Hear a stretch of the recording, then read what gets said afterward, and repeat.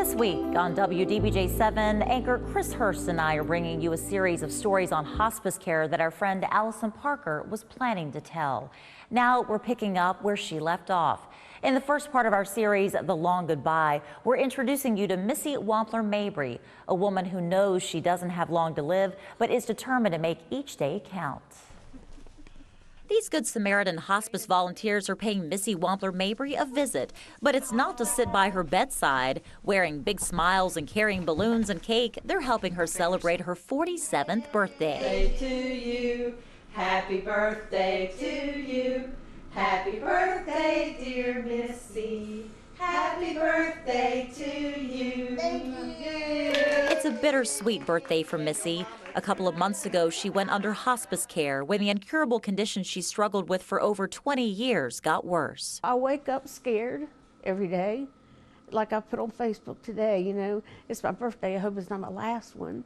So I kind of put humor in it just to make light of it. But I'm scared.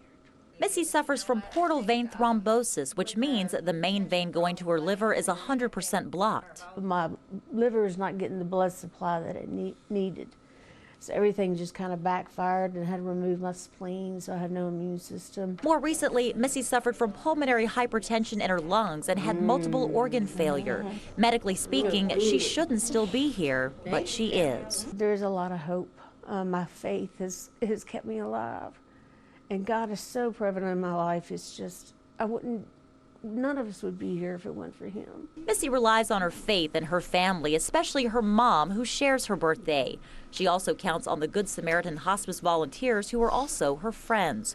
Missy says many people don't understand what hospice really is. Sometimes people are like, you're on hospice? You don't look like you're on hospice. You don't look like you're dying. The fact is, I am. Missy first became acquainted with hospice as a volunteer during her healthier years. Now, after being on both sides of hospice, she has a unique perspective. I know what to expect, not wanting to, die. I'm not ready to die. None of us are ready to die. But Lord willing, I take it day by day and just live life like it's my last day. That was not Missy's last day. She ate cake and even shared her love of Christian music with videographer Trevor Fair and me. You see, Missy is also a singer who recorded a CD nearly 20 years ago. We're to have that part of her story for you tomorrow. Ahead tonight on WDBJ 7 at 6, Chris Hurst will bring the beginning of the special love story of Russ and Joan. All this week, we hope you think about having a difficult conversation with the ones you love. We're showing a personal look at hospice, end-of-life care that is often misunderstood. Our series is The Long Goodbye, a phrase used by many families not in depressed terms, but rather gratefully that hospice can lessen the pain and improve the quality of life. And so it is for us with Alison Parker, my girlfriend, who came up with the idea to examine hospice, and now that she's gone, we're telling these stories for her. She was going to follow a family in Roanoke who chose hospice after being volunteers themselves. Well, hello. Russ Beimler's arrival at Brookdale, Roanoke starts with a search. Apple in hand, he must first track her down. Often his wife Joan is roaming the grounds of the dementia care facility. You know where Joan is? Hey. I love you. I love you so. Hi, how are you? With each visit, Russ gives Joan the snack and a pair of headphones to listen to her favorite songs. She enjoyed music, so that's another one of the things she really liked was music. She sang pretty well. These are beautiful. Oh, well, thank you. I love these. Well, thank you. But Joan also receives care from Good Samaritan Hospice, whose staff assists in palliative or comfort-giving care. Helping people live to the end of their life, the best that they possibly can, to affirm that life. Say, you matter until you take your last breath and even beyond. Separate from her assisted living facility, Good Sam makes her life as comfortable as possible, with simple pleasures like painting her nails. Look, how does that look, Joan? Hospice care is a benefit for all Medicare patients enrolled in Part A, something many don't even know about. Often families ask about hospice long after the point where it can provide the kind of substantive dignity that we all deserve at the end of our lives. That's why Alison wanted to educate us on what hospice offers. I think Alison connected with people. I think that when she walked in here that day to meet with us, she connected immediately with us. And I think she had a gift of knowing what matters most in life. I felt very, she was in earnest. She had really had a quest in mind, and that I was really hopeful that we would get to do that together. While hospice started mainly as care for cancer patients, it is now used widely by patients like Joan with Alzheimer's disease. Russ met Joan back in college, looking for a date to a fraternity party. They've been married for more than 45 years. She was an occupational therapist and worked with students in Lynchburg. She loved kids and taking care of kids. That empathy led them to hospice volunteering, tending to patients while slowly Joan's disease showed itself. I would say we noticed back when she was about 60 years old, when its grandchildren would come, she usually took their orders for things and snacks and stuff, and she was starting to getting them all mixed up. That was almost 10 years ago. She's progressed through the stages of Alzheimer's since, but it wasn't until Mother's Day this year that she fell and broke her hip. And when she had complications and an infection, she qualified for hospice care. Russ said the decision came naturally because he knew the comfort it could provide for Joan and the peace of mind it could give him. It gave us some extra sets of eyes, and it also gave us a chance for them to reassess her medical conditions. The medical staff at Good Sam looks at patients on a regular basis to gauge their improvement or decline, and also to see if they still qualify under strict regulations from Medicare. I'll have that story tomorrow, plus ways Russ stays active and enjoys life while being a caregiver. And Kimberly McBroom will continue the story of Missy Wampler, a hospice patient who has many talents. Her story airs on WDBJ 7 Morning. This week here on WDBJ 7, anchor Chris Hurst and I are bringing you a series of stories about hospice care that our friend Alison Parker had planned to tell. Music can be healing for the soul. It's also an important part of the story of hospice patient Missy Wampler, who you first met yesterday here on WDBJ 7 Morning. She's rediscovering her love of music, finding solace through song. As a sufferer of a rare and incurable disease, Missy's prognosis is grim, but when she opens her mouth to sing, her face lights up with hope. Jesus, sweet baby Jesus, you must know you were born to die. Even though her illness requires her to breathe with the help of oxygen, Missy's voice comes through strong, clear, emotional, and beautiful. I sing professional, I sing Christian music, and it talks about my life. And that's just where my heart is. Nearly 20 years ago, Missy recorded the Christian music CD titled Miracles Happen in Nashville. The song that you just heard, Born to Die, is on that recording, a title even more poignant considering what Missy is now facing. So all the world could know him. A gift came from above. For God so loved the world, he gave his only son. For years, Missy sang with groups and later started her own musical ministry, performing at churches all along the East Coast. But when illness took away her strength, it also took away her desire to sing. There for a while, I just didn't feel it because I was so scared and depressed. And I'm slowly getting back into my music. Now her voice is bringing her some of the biggest joy in her life, an inspiration for anyone fortunate enough to hear it. 'Cause for me, you were born to die.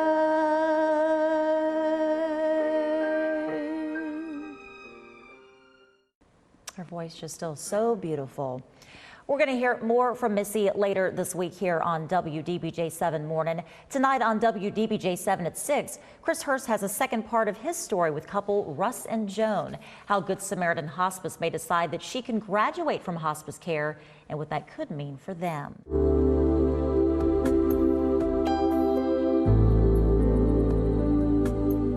We're continuing the long goodbye, Alison Parker's stories on hospice. And we're following the story of Russ and Joan. He is the caretaker for his wife with late-stage Alzheimer's. Essential to taking care of Joan, we learned, is that he must take care of himself. Russ Beimler's calendar is full of ink. You see my calendar. As a caretaker for his wife, Joan, he sees her every day at her Alzheimer's care facility. But he also makes sure to take care of himself and covers his planner with things to do. I think it's really filled because the best thing I can find is to just stay busy, you know. Alison and Russ shared that in common. Her planner was sprinkled with fun things she and I had planned each weekend. But it was also filled with stories lined up weeks in advance as our morning reporter. In fact, the meeting she had with Russ at Good Samaritan Hospice was written down for Tuesday, August 25th, just one day before she died. And actually, when I left the facility, we were driving down Electric Road, and she came alongside of me with the car, and I kind of looked over. She didn't look my way, but I was ready to wave at her and stuff like that. But that's the last time I saw her, of course. Here we are on a quest. I may have to go to the front office. Each Friday at Cave Spring Elementary, Russ, his daughter Sarah, and Russ's grandson all work together on Destination Imagination, an after-school program that helps the Beimlers bond. They started last year when Sarah volunteered the retired engineer. Asked me if I would be a co-chair with her, and I said okay. And last year we did quite well, and well, I got my erector set out, and it keeps me stimulated. 4 minutes to devise a method to move the can as far as possible across the floor. As Russ is active in taking care of himself, the medical team at Good Sam looks at Joan's status and may ultimately decide she can graduate, an improvement in one's condition to where they no longer qualify for the hospice benefit under Medicare. And that's not always what ultimately provides the best comfort to those dying. These once-upon guidelines that helped us know who needed to be in hospice, but they weren't strict, they were kind of just like guidelines, have now become much more set criteria by Medicare, because they're needing to guard the amount of money that's being, given for hospice patients. While hospice gives physical and emotional care to the patient, the respite it provides for families is maybe more spiritual, freeing them, if only for a morning or afternoon at a time, to honor their loved one with life. Here we are. For Russ and his daughter Sarah, they honor Joan and other women in their family with Alzheimer's by participating in the Walk to End Alzheimer's. I know that it's my duty to try to keep myself healthy, and because if I don't, she needs me as much as I, can be helpful, and to be helpful. The notion that hospice means imminent death is not always true. Patients graduate from hospice about 10 to 15% of the time. Tomorrow, the long goodbye continues when I introduce you to the women who are there when loved ones do take their last breath. David Carroll has something new to keep him warm on these cool autumn mornings. WDBJ-7 was there when Good Samaritan Hospice presented the World War II veteran with his handmade Air Force blanket. I'm here to present with you a blanket, a fleece blanket, in honor and appreciation of your service in the U.S. Army Air Force Corps. Carroll served in the Army Air Corps from 1944 until 1946 before it became the Air Force. He says he's always loved airplanes. Well, my senior year in high school, I took a course in aviation, so I was ready to go in. The 89-year-old suffers from Parkinson's disease, but is still plenty sharp and remembers his time in the armed forces and as a tour guide at the D-Day Memorial in Bedford. Serving 11 years out there was very stirring. Yeah. It's a very emotional day. Among Carroll's many visitors at his assisted living center is his nurse, Lori Johnson, who's wrapping up another visit with him. You can make do just fine without me being here, right? Yeah. Yes. Thanks for all your help. Oh, you're very welcome. Okay. I enjoyed my time with you. While Johnson works on the medical side of hospice, volunteers spend hours donating a variety of talents, including sewing blankets like the one for Carroll. I think it shows them that people care and appreciate what they've done. So by giving them a blanket from their branch of service. Hall started working as a hospice volunteer in April of last year. She says the volunteer training has helped her cope after losing her husband suddenly several years ago. Helping others makes her feel better. I have one lady that just makes my day. When I walk in a room, she sees me, she smiles. She may not say anything to me the rest of the day I'm there, the time I'm there, but she smiles. And that means that she wants me there. It's that gratitude from hospice patients that inspires these ladies to work together to create something beautiful, a token of thanks for those who have given so much. This is very nice. I'm very moved by it.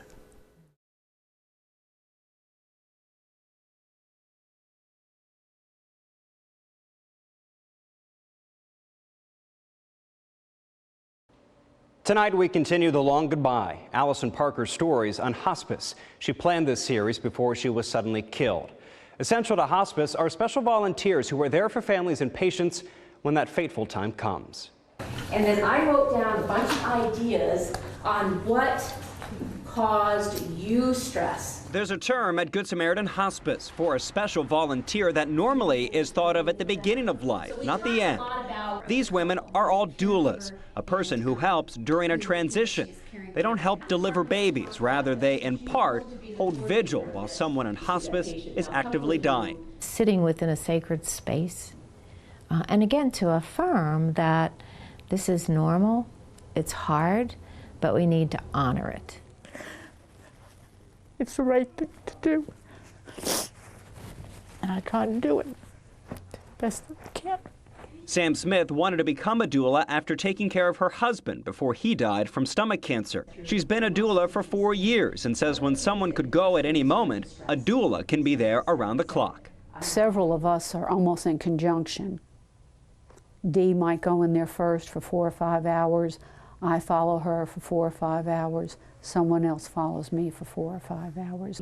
11 women, some becoming doulas as recently as a few months ago, get and give advice on how to help their patients. It was going to be her time in the next few hours or the next day, because I touched her skin, it was cool.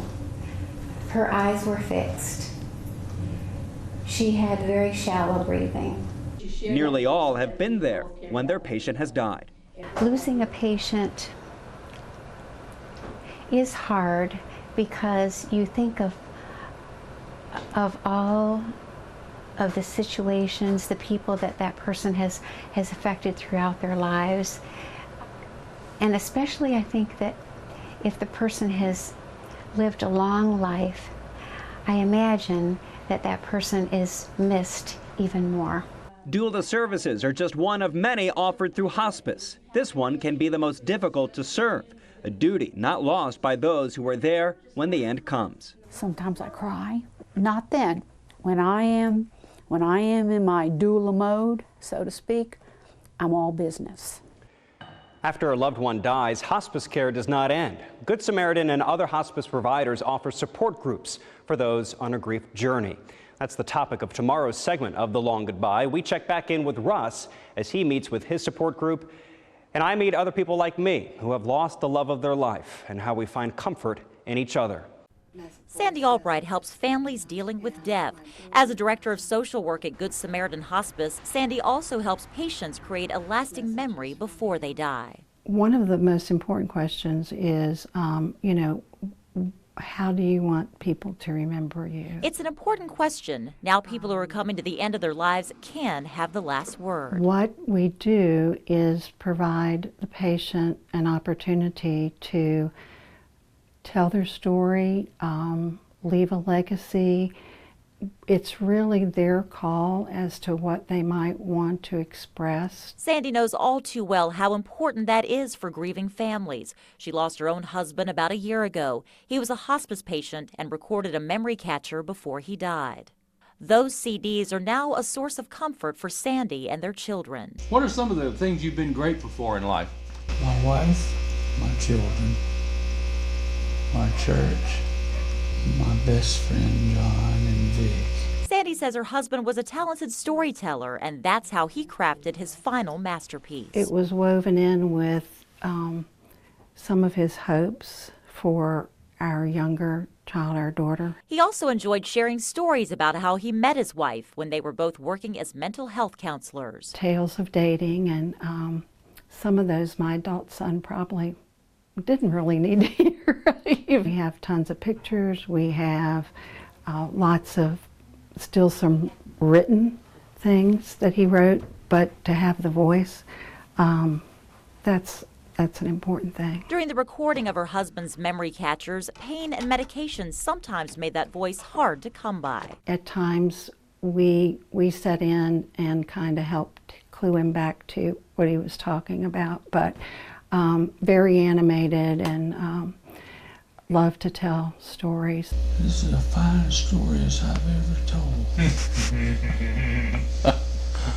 And I've told fine stories. Told some fine stories. Memory Catchers CDs are free for family members and serve as priceless treasures. Sandy says as time has passed, those recordings have gotten easier to hear, and now she can even find the humor in them. I mean, it's still obviously sad to have his voice and not him, but it brought back some of the humor that was still there even though he was very ill. Hospice patients can choose to record their memory catchers with someone by their side or alone. Sandy takes comfort in knowing exactly what her husband's legacy is. As someone who never met a stranger, and he was.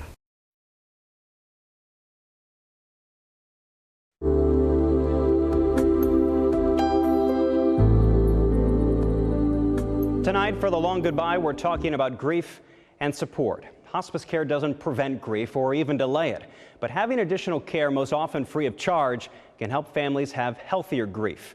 Many hospice agencies and advocacy organizations offer support groups that become lifelines for those confronting loss, myself included. My name is Russ Beimler, a caregiver for my wife. Once a month at the Adult Care Center in Salem, he tells his story. We chose to try to have her settle in with the hospice care. His audience is familiar with the tale, although the details are unique to Russ Beimler. She's currently being covered, but she recently was reassessed and almost didn't pass, and it sounds like she may not be recertified again, which means she may graduate, which is not a bad thing.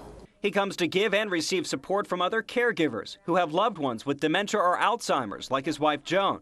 He's been coming for years and tries to give advice to others who are considering hospice. When you mention hospice, sometimes so many people say, well, do we need to get out the funeral clothes?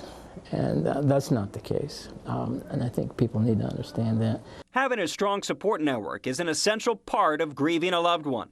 Russ has been on his grief journey for years, and he copes with the gradual changes with his wife.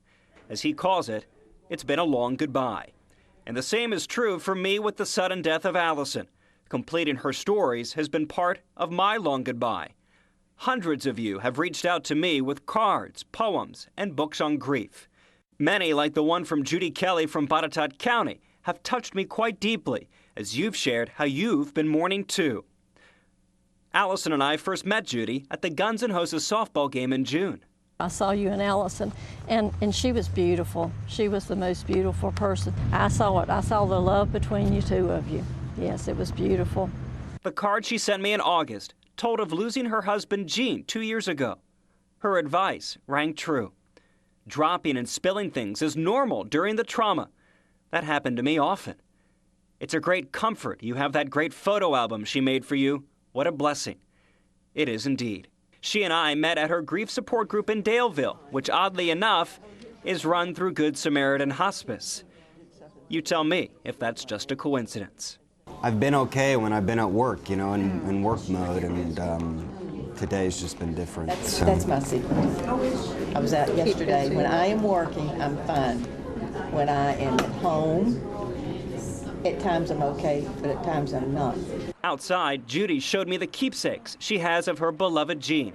Ticket stubs from every movie they went to, and love letters he wrote while he was in the Army. I have accepted his death, but I am at the point where, I keep all my love letters and things that I am validating his love. I know now that even though we are apart, love will live with us each and every day, and that is what keeps me going. I could never share my life with anyone else. We have so much to live for. You said, I love you more with each passing day. Yeah. And isn't that true even now? It is. Yes, yes, I do. I love him more every day. Grief is the pain we feel after a loss. Mourning is the visible showing of that grief, saying their name out loud. Alison, I do love you more than ever before. And a tremendous thank you to all of you who keep thinking of her and Adam and Melissa Ott and me and the Wards and the Parkers. Tomorrow, we conclude the long goodbye by showing how Russ continues to move forward as the medical staff at Good Samaritan decides if Joan can stay in hospice. Robin has your forecast after the break.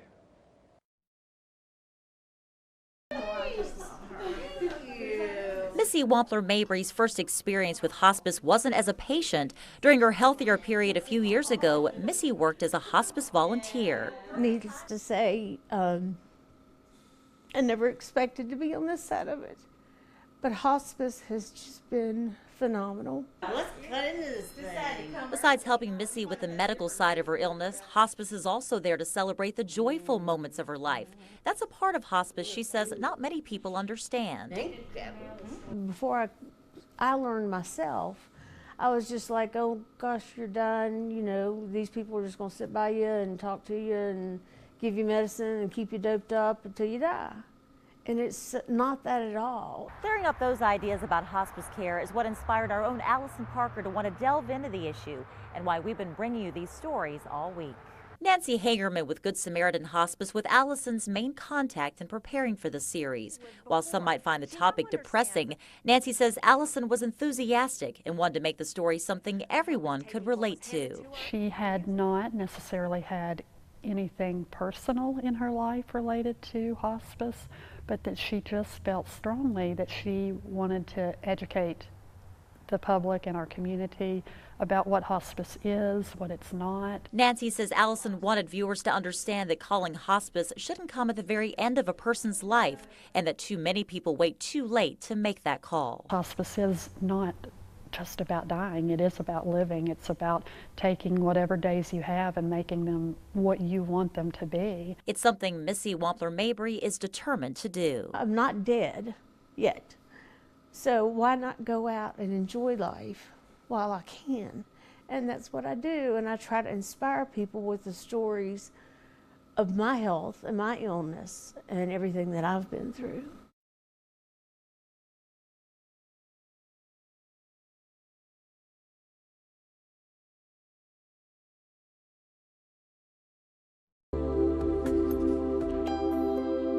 Tonight we finish our reports called The Long Goodbye, Alison's stories on hospice. Morning anchor Kimberly McBroom and I have been finishing the work of reporter and anchor Alison Parker. Alison hoped that her series would motivate you to talk with your family about the possibility of hospice care. I knew that she was going to tell a story that was going to be positive, maybe probably sad too, but would present a picture of a couple going through a difficult experience, but doing it as well as you can, with strength, with dignity. And isn't that all we can ask for in life? That we end ours with strength and with dignity. That is the story of Russ and Joan Beimler, the former hospice volunteers who are now using Good Samaritan Hospice as they confront Joan's Alzheimer's disease. It's another way of approaching end of life that people need to consider, other than just one more trip to the doctor. On this visit from a Good Sam Family Service volunteer, Rin Fuller finds Joan asleep at her assisted living facility. Joan can act differently each day. Russ says the past couple of weeks she's shown more anger, but here Rin just sits with Joan's apple and provides a presence. She may eventually be a doula to Joan, there at her side when she dies. And hospice, that is known from the beginning. Just acknowledge the fact all along the way that it's going to happen and savor the moment and savor what time you have with them. For the Beimlers, they just don't know how many more moments they'll have. But there's talk of having her graduate from hospice because she's been improving and is about to reach a typical maximum of 6 months of care. The medical staff says, though, she's in a gray area and they want her to keep getting services. Because I don't know in 3 or 4 months what's going to happen.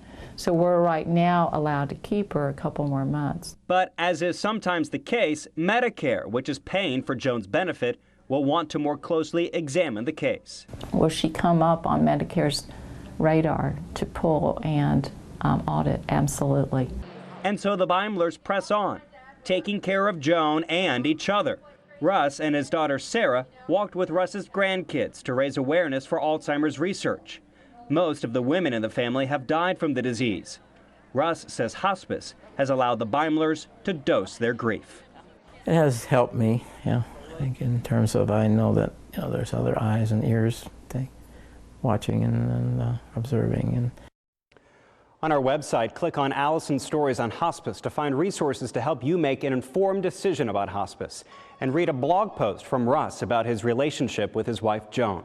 We hope you've gained as much from Alison's last testament as Kim and I have.